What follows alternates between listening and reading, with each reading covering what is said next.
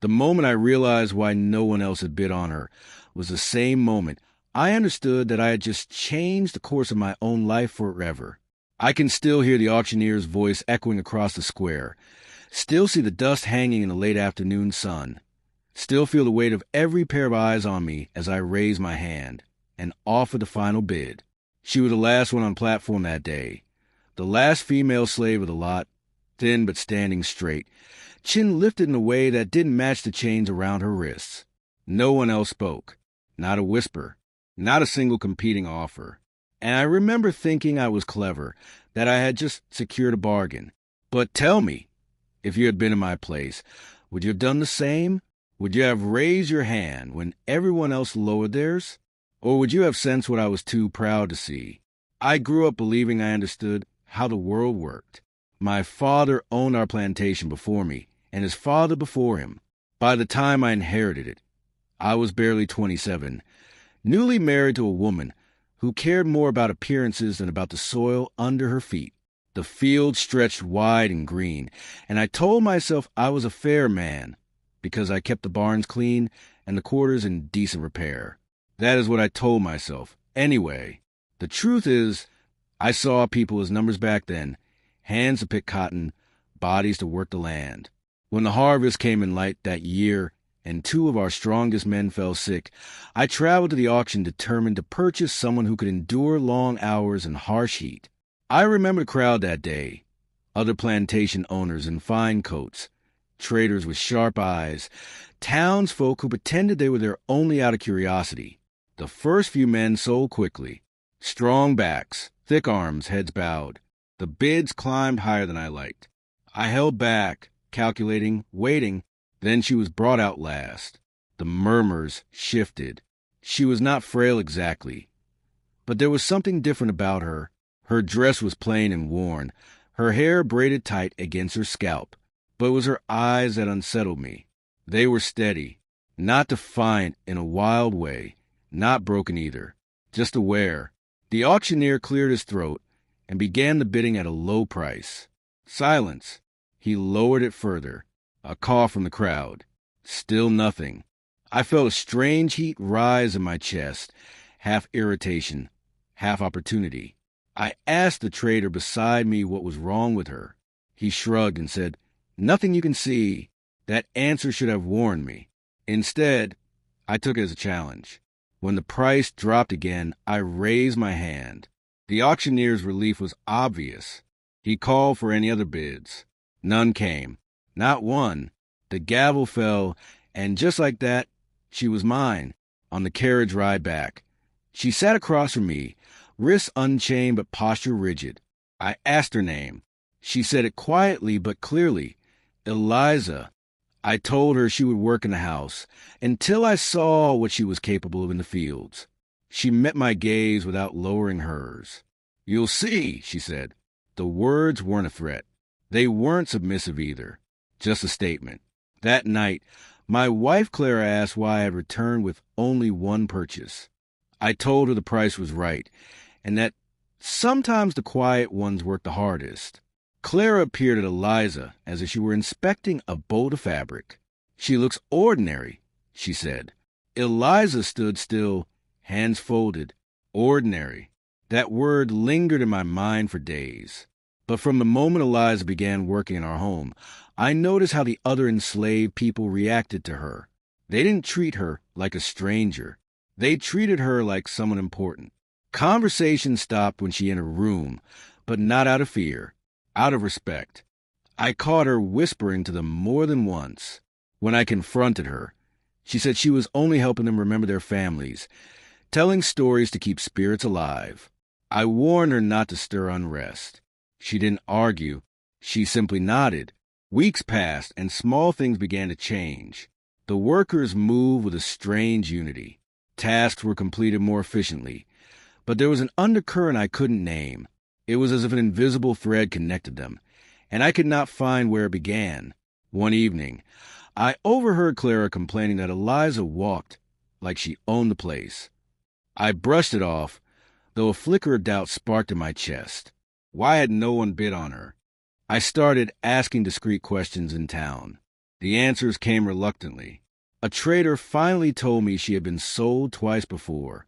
Both times she had caused trouble, not by violence, not by running, by speaking, by teaching others to read scraps of newspapers, by organizing secret prayer circles that somehow ended in coordinated slowdowns and quiet defiance. She had never lifted a weapon.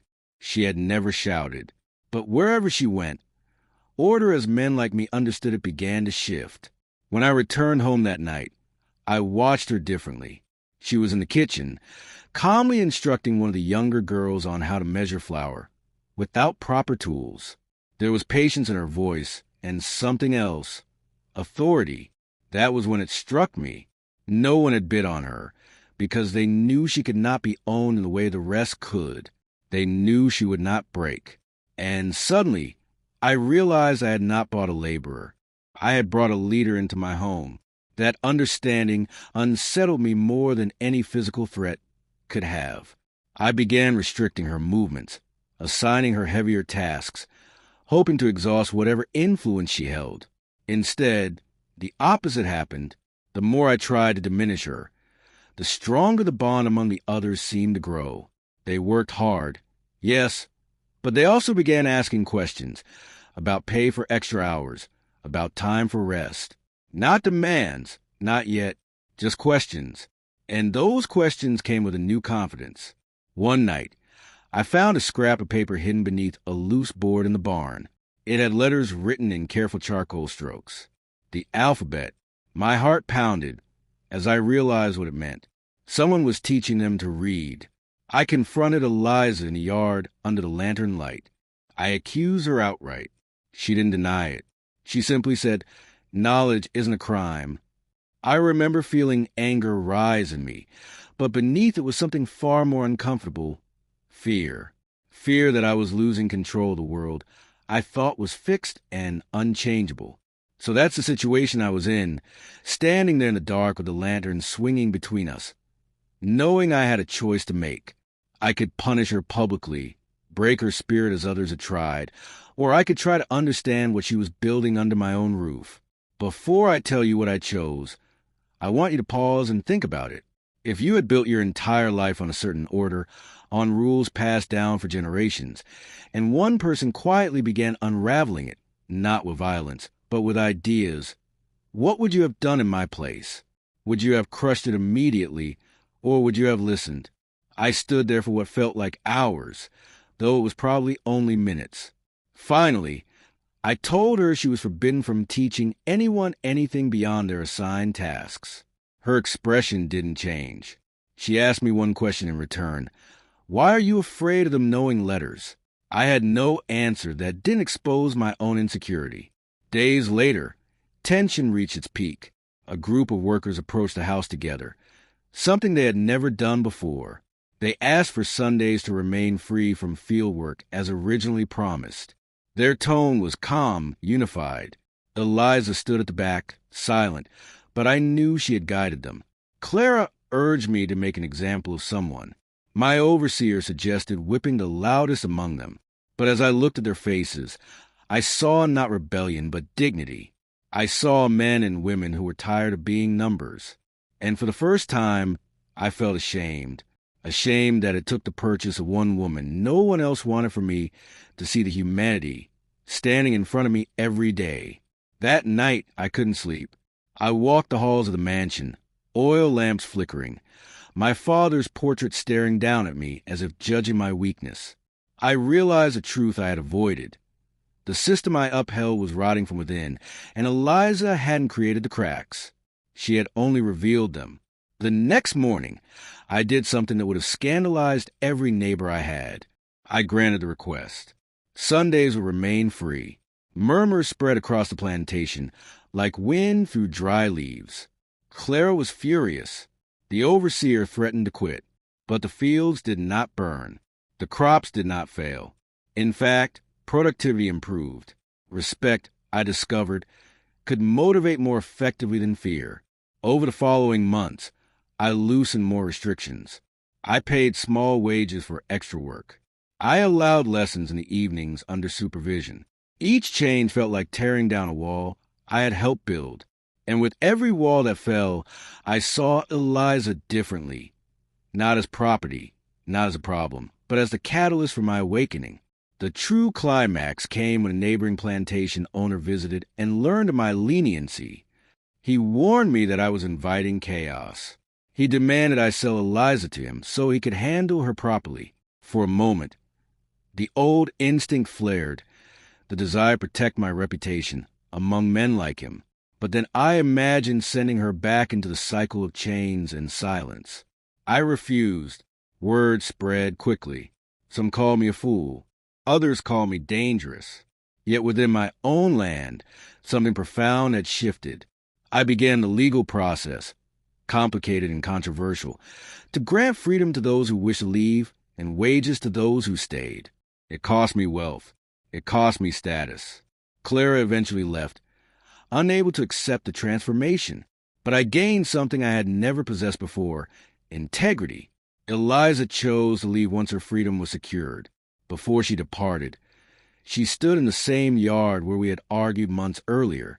She thanked me, not with submission but with acknowledgement. "You saw," she said simply, and she was right. I finally saw. The aftermath was not easy. Neighbors ostracized me. Business partners withdrew. Yet the plantation, reshaped into a paid labor operation, survived. More importantly, it no longer relied on chains of function. When I look back on that auction day, I no longer see a bargain. I see a turning point disguised as a risk. The reason no one else bid on her was because they recognized the power she carried, the power of knowledge, unity, and unbreakable self-worth. I had mistaken silence for safety. Instead, I found truth. And now I ask you again, was I wrong to raise my hand that day? Or was it the only right decision I ever made? If this story moved you, if you believe people can change even when they're raised in the darkest traditions, then like this video if you were on my side. Subscribe for more stories like this, where one choice can alter everything. And share your final thoughts on this whole mess in the comment section. I read every single one. I'll see you all in the next story.